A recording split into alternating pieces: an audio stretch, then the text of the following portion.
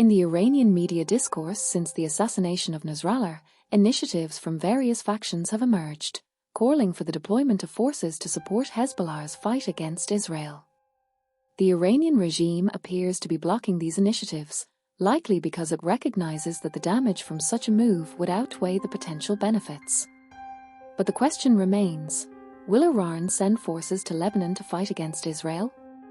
The ideological and emotional connection with Nasrallah since the assassination of Hezbollah Secretary General Hassan Nasrallah, along with Quds force commander in Lebanon Abbas Nilfarushan, on September 27, initiatives have surfaced within the Iranian regime and its supporters, calling for the Islamic Republic to send volunteer forces to Lebanon to aid Hezbollah in its time of crisis. The unprecedented blows Israel has dealt to Hezbollah not only place the terrorist organization in a difficult situation but also create a problematic scenario for Iran. Hezbollah leader Hassan Nasrallah speaks, July 29, 2020 for the Lebanese arena, and Hezbollah in particular, represent the most successful model of exporting the Islamic Revolution. Hezbollah is seen as the jewel in the crown of Iran's proxy network, which it has cultivated since the early 1980s. Beyond Hezbollah's strategic importance to Iran's national security concept, many within the Iranian regime had an ideological and emotional connection with Nasrallah, a relationship that developed over many years. These ties grew when Nasrallah studied in religious seminaries at the leading spiritual center in Iran, the city of Qom, in the second half of the 1980s, before Nasrallah was appointed Hezbollah leader following Abbas Musawi's assassination by the IDF in 1992. Since then, his personal connections have grown stronger.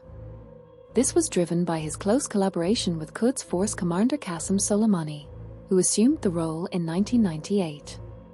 Nasrallah's landmark achievement in 2000, with the IDF's withdrawal from southern Lebanon, further solidified his position, and his rise as a senior figure in Iran's proxy network intensified even more after Soleimani's assassination by the US in 2020. Stay updated with the latest news. Subscribe to the Jerusalem Post newsletter. Subscribe now. Iran cannot be indifferent to the blows Hezbollah is suffering. In light of this, it was Ayatollah Mohammad Hassan Akhtori, born 1939, who, on September 28, the day after Nasrallah's assassination, proposed to the regime to send volunteer forces to Lebanon and the Syrian Golan. Akhtori, known as one of Hezbollah's founding fathers, played a senior role in establishing and nurturing the organization while serving as Iran's ambassador to Syria from 1986 to 1997. Currently, Akhtori heads the Committee for the Support of the Islamic Revolution of the Palestinian People, under the office of the Iranian president, established through the 1990 law to promote support for the Palestinian struggle against Israel. Akhtori explained that Iran cannot remain indifferent and must participate directly in the fighting. Thus, it should send young volunteers to Lebanon and the Syrian Golan to fight against Israel. The Basij, a volunteer paramilitary militia within the IRGC, also opened social media accounts to register citizens for deployment to Lebanon.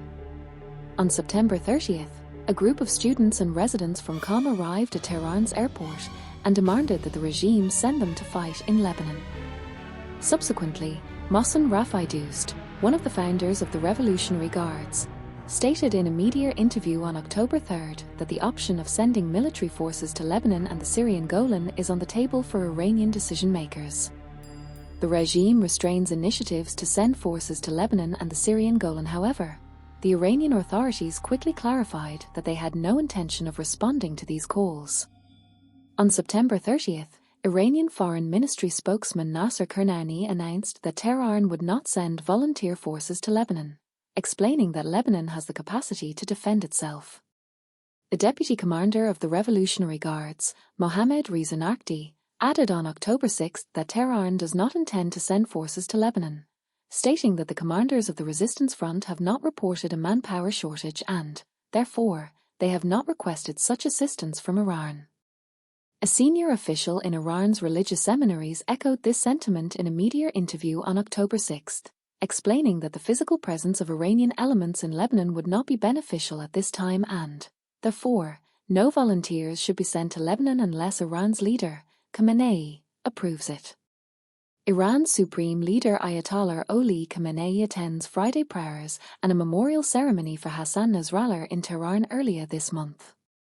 In the past year, following assassinations attributed to Israel targeting senior Quds Force officials, particularly Hassan Mardavi, the Quds Force commander in Syria and Lebanon, Khamenei has led a significant shift in Iran's security strategy. In April, he decided to attack Israel directly with ballistic missiles, cruise missiles, and drones.